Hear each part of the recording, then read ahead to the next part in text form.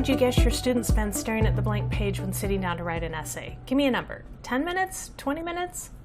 College students are expected to perform at a college level, which includes academic writing as a major assessment tool to fulfill requirements for undergraduate essays. The average college credit costs $594. The average college freshman will write 92 pages of essay.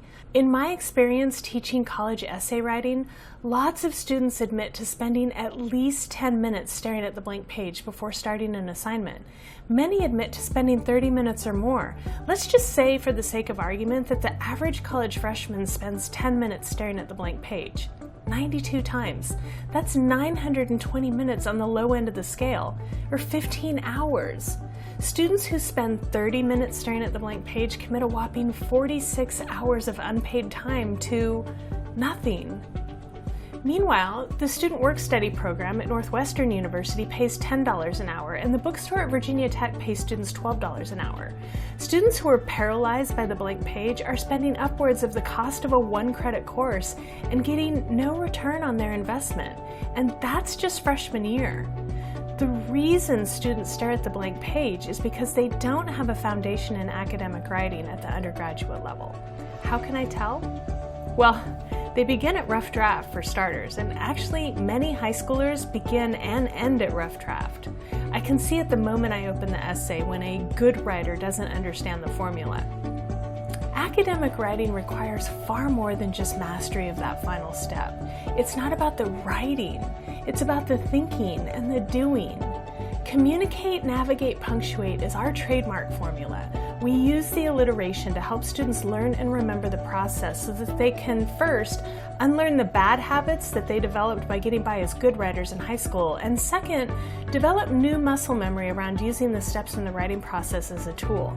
Editing is important, but it's only a fraction of the assignment. If you can't communicate to me what you're writing, how do you expect to pull it off in an essay? Forget about labeling students as good writers or bad writers. This isn't an application for an MFA in creative writing. It's about whether or not your student understands academic writing, because it's a basic assessment tool for undergraduate assignments. We demystify academic writing, and our students are grateful to learn that academic writing is not some nebulous creative task.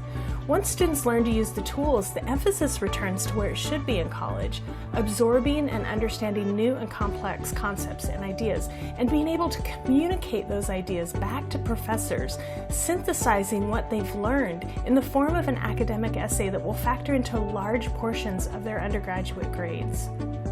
In my experience, labeling a high school student as a bad writer only encourages them to stare at the blank page, and labeling a student as a good writer only encourages them to ignore the very steps that would help them the most. Either way, it's a disservice to students. Our students earn their acceptance letters all on their own, and they go on to use the investment from our course to help them get through a compare and contrast essay in econ or a research paper in bio. We work hard to retrain the muscle memory in all students, and we start with the college application essay. We show students the tools to communicate their own unique story, and by following the steps and doing the work, they're able to reach the limbic system of their audience's brain, and that's what makes them jump off the page in their college application essay.